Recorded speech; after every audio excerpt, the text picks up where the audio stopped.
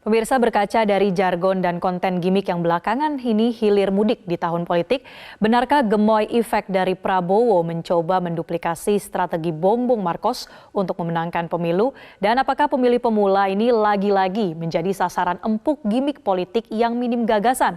Kami ajak Anda untuk membahasnya bersama dengan pakar komunikasi politik Gun Gun Herianto dan founder bijakmemilih.id Andita Firseli Utami.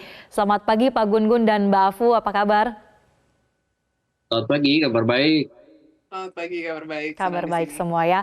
Oke, saya ke Pak Gun Gun terlebih dahulu. Langsung saja Pak, apakah Anda juga melihat ada kemiripan strategi kampanye antara Prabowo dan Bongbong Markos di media sosial? Iya, memang ada sejumlah indikator ya, kemiripan dalam konteks strategi komunikasi politik lewat kampanye yang dipakai oleh pasangan Prabowo Gibran itu dengan Bongbong Markos.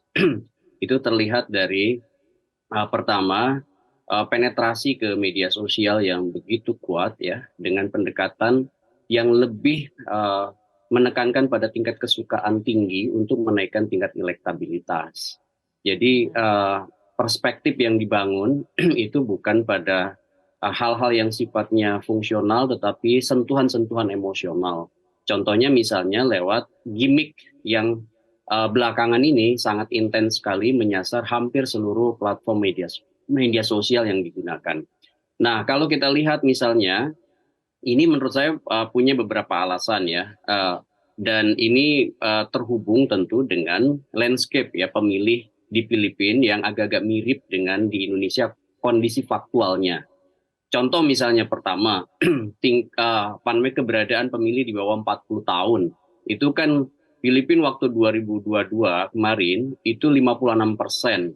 Sama dengan di Indonesia sekarang, pemilih Gen milenial dan Gen Z itu 56,45%. Jadi ini agak-agak punya kemiripan nih. Kemudian yang kedua, seperlima masyarakat Filipina itu adalah masyarakat miskin, ya, di bawah garis kemiskinan, dan kemudian kekayaan terkonsentrasi di kelompok pengusaha dan elit kekuasaan politik. Dan ini pun kemudian agak punya banyak kemiripan dengan sosioekonomi masyarakat Indonesia hari ini. Kemudian kalau kita lihat misalnya kemiripan itu juga dengan cara menggandeng misalnya ya, Bongbong Markos itu menggandeng putri dari Duterte, dan ini agak-agak mirip juga dan yang dilakukan oleh Pak Prabowo menggandeng putra dari yang sekarang menjabat sebagai presiden ya, anaknya Pak Jokowi, sebut aja adalah Gibran. Nah ini dari apa namanya beberapa indikator itu kita bisa melihat bagaimana misalnya optimalisasi kampanye ya berbasis media sosial, terlebih misalnya agak mirip juga kayak misalnya Filipina, tingkat penetrasi internet itu kan hampir 91%. Di Indonesia tingkat penetrasi internet yang mencapai kurang lebih 77%.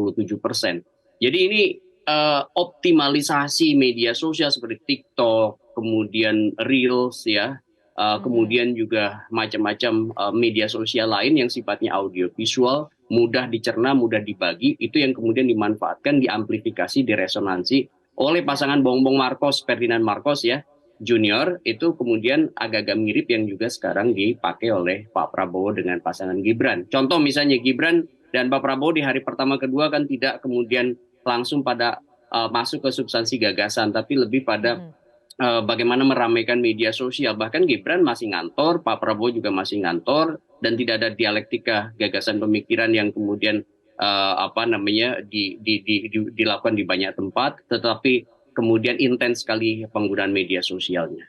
Kurang lebih Oke, begitu.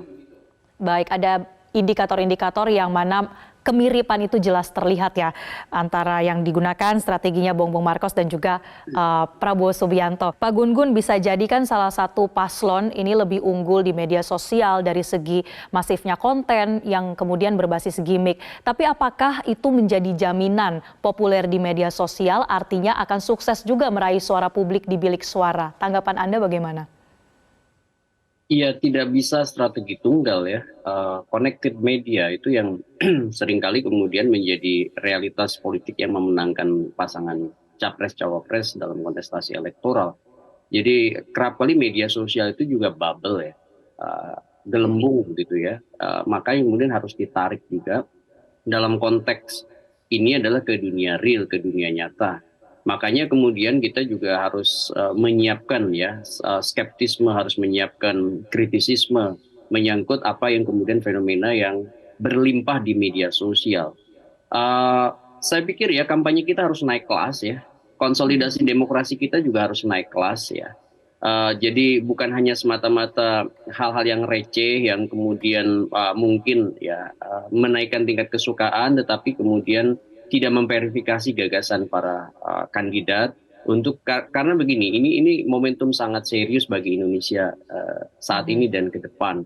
Oleh karena itu kita butuh pemimpin yang bukan hanya coba-coba, pemimpin yang kemudian tentu kita harapkan mampu dan mau untuk ya memberitahu juga kepada halayak apa gagasan, apa problem solving yang kemudian ditawarkan.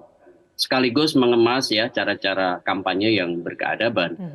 Cara-cara kampanye berkeadaban itu kan menghargai keberbedaan, kemudian menghormati lokalitas ya, menghargai misalnya nilai-nilai yang bertumbuh di masyarakat, sekaligus juga menghormati hukum sebagai instrumen yang paling penting untuk disepakati bersama. Jadi begini, konteks kampanye 75 hari waktunya pendek ya, lebih pendek daripada pemilu 2009 yang 7 bulan atau 2014 15 sampai 16 bulan. Jadi betul-betul kita butuh para politisi yang kemudian jadi capres cawapres itu bukan hanya asik dengan dirinya dan timnya dan kemudian nanti memenangi kontestasi dengan mungkin hanya sekedar bermain gimmick ya. Kita butuh politik gagasan yang kemudian substantif membawa kira-kira ya harapan bangsa Indonesia ke depan. Cuman memang ada tantangan ya di level strategi bahwa tidak seluruh yang mungkin substantif itu bisa diterima. Maka ini soal bagaimana pengemasan.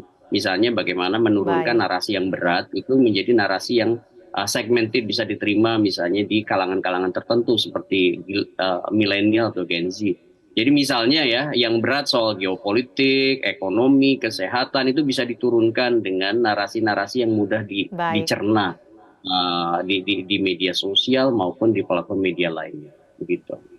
Baik, kita nantikan bagaimana perkembangan dari debat dan juga kampanye, strategi dari setiap kandidat dan apakah kemudian publik terutama pemuda ini bisa betul-betul menggunakan hak pilihnya dengan bijak dan juga melihat dari segi gagasan ya, bukan termakan sekedar gimmick. Terima kasih atas perbincangannya bersama dengan pakar komunikasi politik Gun Gun Herianto dan founder bijakmemilih.id Andita Firseli Utami atau Mbak Afu telah bergabung bersama kami di Selamat Pagi Indonesia.